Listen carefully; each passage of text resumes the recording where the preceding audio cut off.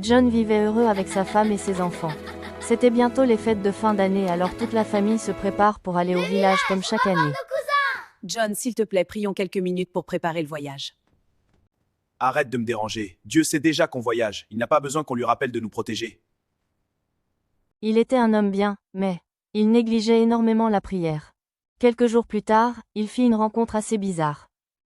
Maman, où vas-tu comme ça? Sur le prochain carrefour, mon fils. Laisse-moi te dépanner. Mon fils, tu es quelqu'un de bien. Ce Noël ne voyage pas au village. Et si tu tiens à y aller, prie et jeûne. Mais la vieille, comment tu sais que je prévois d'aller au village? Es-tu une amie de ma femme? Ça n'a pas d'importance. Sache juste qu'un danger te guette. Rien ne se passera. Je fais ce voyage chaque année. Souviens-toi de mes paroles, tu dois tout faire pour protéger ta famille. Merci de m'avoir aidé. Il était aussi très têtu. Le jour du voyage arrive enfin, mais tout ne se passe pas comme prévu.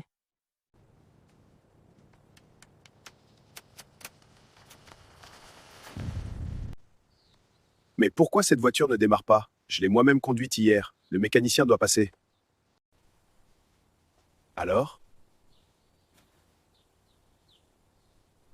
Le moteur est mort, il ne peut plus rouler, on va devoir le changer et ça peut prendre des jours. Ce n'est pas possible.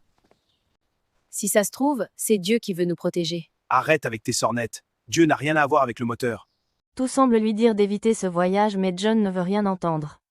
Vu que la voiture ne fonctionne pas, on pourrait rester ici pour ce Noël. Non, on ira au village. Mais comment? On prendra un bus commercial.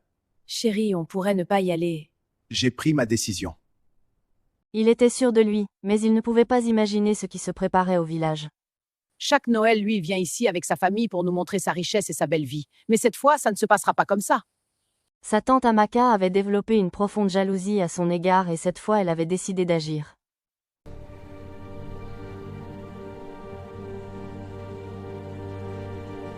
Grande sorcière, mon neveu et sa famille ne doivent pas atteindre ce village vivant. C'est comme si c'était fait, femme. Va.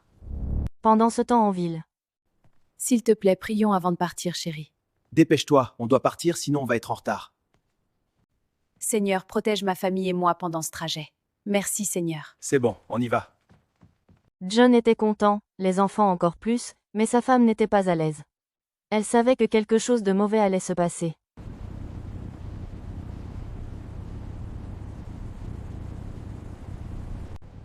Je perds le contrôle du bus, les freins ne fonctionnent plus!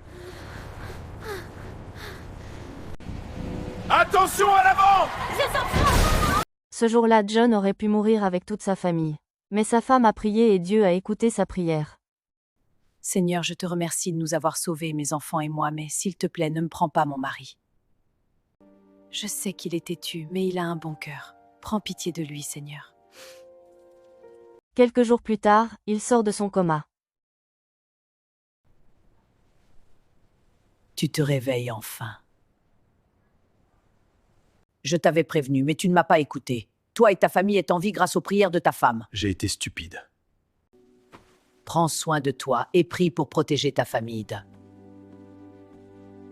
La première fois, il a ignoré les conseils de cette vieille dame et il en a subi les conséquences. Cette fois, il était décidé à changer. Il avait enfin compris l'importance de la prière.